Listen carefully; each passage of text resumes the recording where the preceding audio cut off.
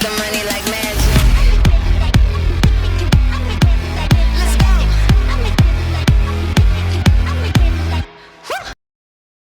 Ora, vamos então dar início aqui ao nosso módulo 14.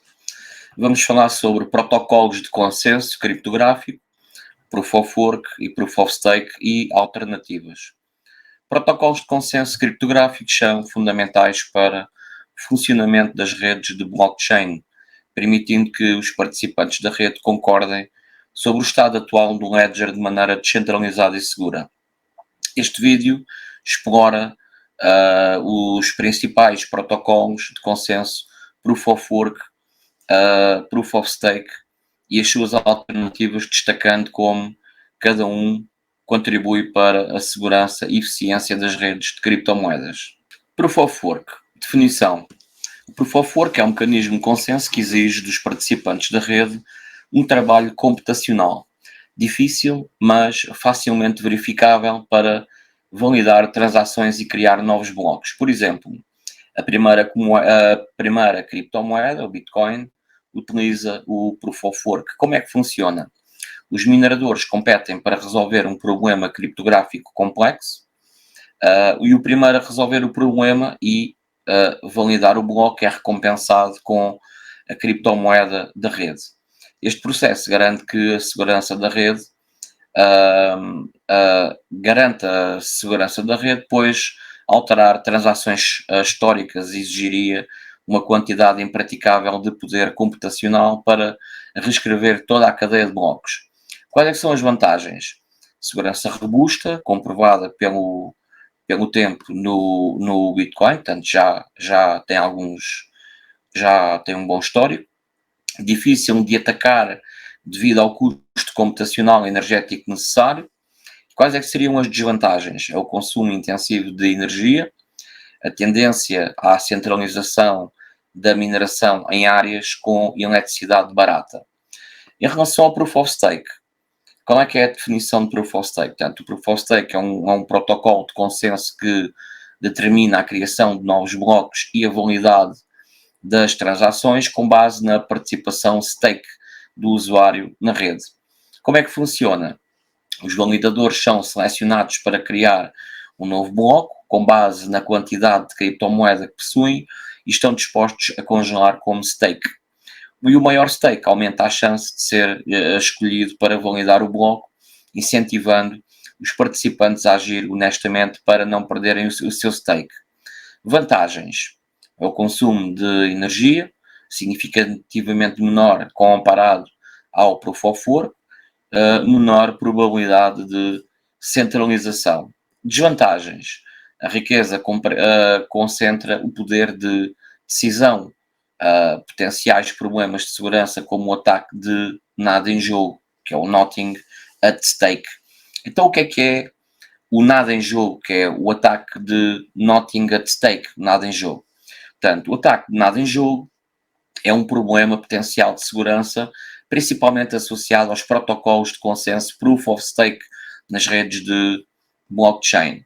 Este tipo de ataque destaca uma vulnerabilidade teórica onde os validadores, que é aqueles que têm uma participação de criptomoeda e participam do processo de validação de transações e criação de novos blocos, podem incentivados a agir de maneira desonesta devido à estrutura de incentivos do Proof of Stake. Explorando este conceito, requer uma compreensão de como o Proof of Stake funciona e porque o ataque de nada em jogo poderia, teoricamente, ocorrer. O ataque de nada em jogo, que é o Nothing at Stake, é um problema potencial em blockchain que usa um sistema de prova de participação para a validação de transações.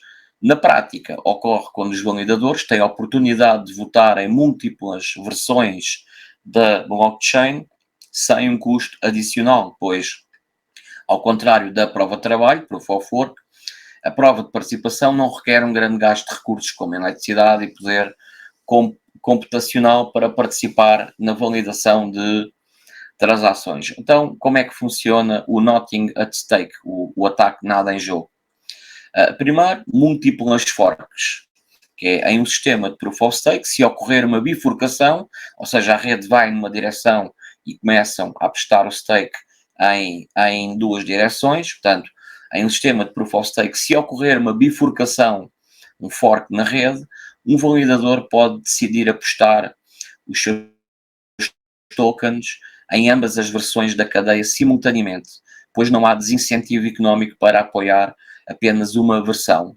Assim, eles garantem recompensas independentemente de qual cadeia se torne a dominante, uma vez que não há nada em jogo para perder. Segurança e consenso. Portanto, isso ameaça a segurança e o consenso da rede, pois incentiva os validadores a agirem de maneira oportunista, diminuindo a penalidade por comportamento malicioso e potencialmente levando a um blockchain mais frágil e divisões permanentes. Como é que se pode evitar? É as penalidades por mau comportamento. Implementar mecanismos que penalizem os validadores por validar múltiplas cadeias, como a perda de parte ou de todo o seu stake, caso sejam apanhados a agir de forma maliciosa. Outra coisa que se pode fazer para evitar é a cadeia de segurança longa, usar um mecanismo que escolhe a cadeia com o maior histórico de stake em jogo, como a cadeia dominante, incentivando os validadores a apoiar apenas uma versão da cadeia, a que é mais longa. Também se pode evitar havendo uma seleção de validadores, portanto, implementar um sistema de seleção de validadores que dificulte a participação de atores mal intencionados e promova uma distribuição mais justa de chances para ser validador. Outra coisa que se pode fazer para evitar é haver mecanismos de governança, criar mecanismos de governança on-chain que permitam aos participantes da rede votarem em atualizações e mudanças importantes, incluindo medidas contra ataques de nada em jogo. Implementar essas medidas pode ajudar a mitigar os riscos associados ao ataque de nada em jogo em sistemas baseados em prova de participação, fortalecendo a segurança e a integridade da rede. Então, vamos entender o Proof of Stake. Portanto, no Proof of Stake, ao contrário do Proof of Work, a capacidade de validar transações e criar novos blocos é determinada pela quantidade de moedas de um validador, quanto é que ele aposta ou bloqueia como garantia. Eu digo aposta, quer dizer stake. Quanto maior for a aposta, maior a chance de ser escolhido para validar transações e, consequentemente, ganhar recompensas. Ou seja, quanto mais tem stake, mais probabilidades tem para validar transações e ganhar recompensas de transação. Quais é que são os problemas do nada em jogo? O problema do nada em jogo surge porque, em teoria, não custa nada para os validadores apoiar múltiplas cadeias de blockchain no contexto de uma fork de rede. Os validadores podem ser incentivados a votar em ambas as cadeias para garantir que vão receber recompensas independentemente de qual seja a cadeia dominante. Implicações do ataque. A segurança, que é o comportamento incentivado de apostar em múltiplas cadeias, pode levar a uma segurança reduzida, pois enfraquece a finalidade das transações. Isso ocorre porque as transações podem ser revertidas se uma cadeia alternativa se tornar mais longa ou mais pesada e, portanto, a cadeia dominante. A confiança.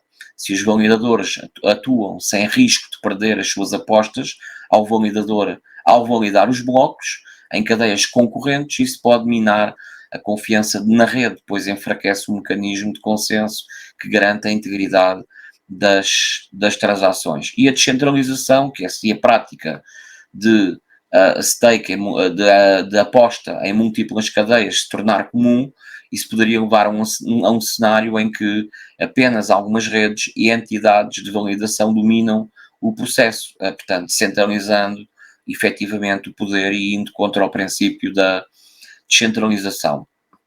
Mitigando o risco.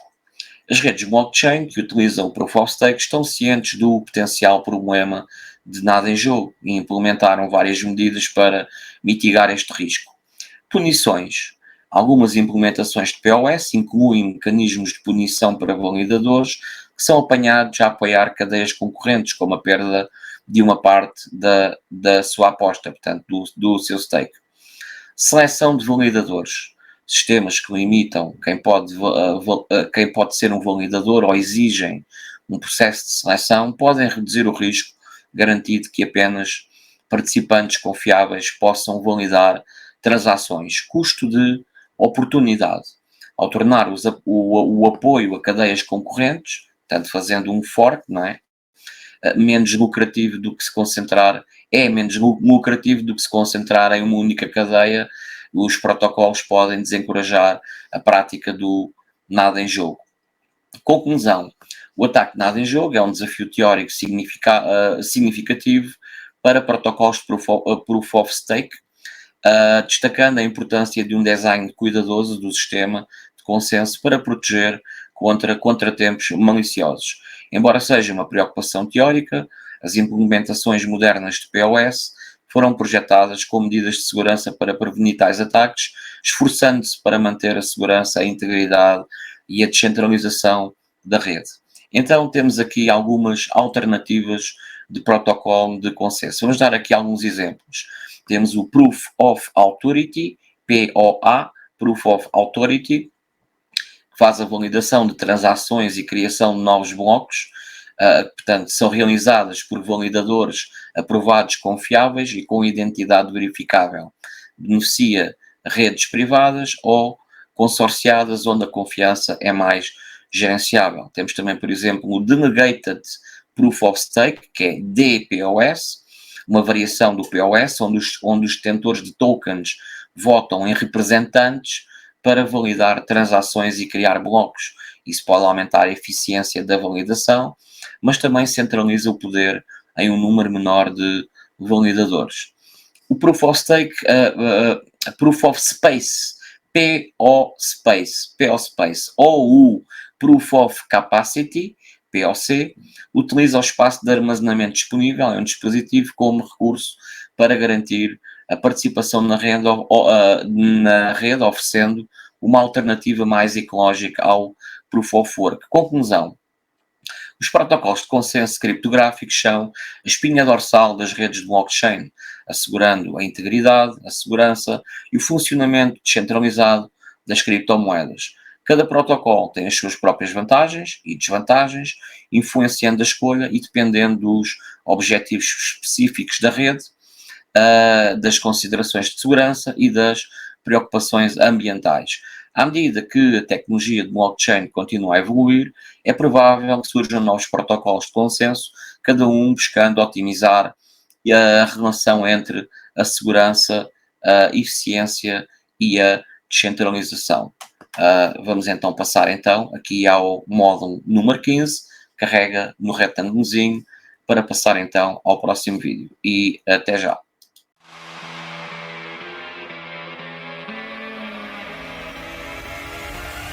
I'll make the money.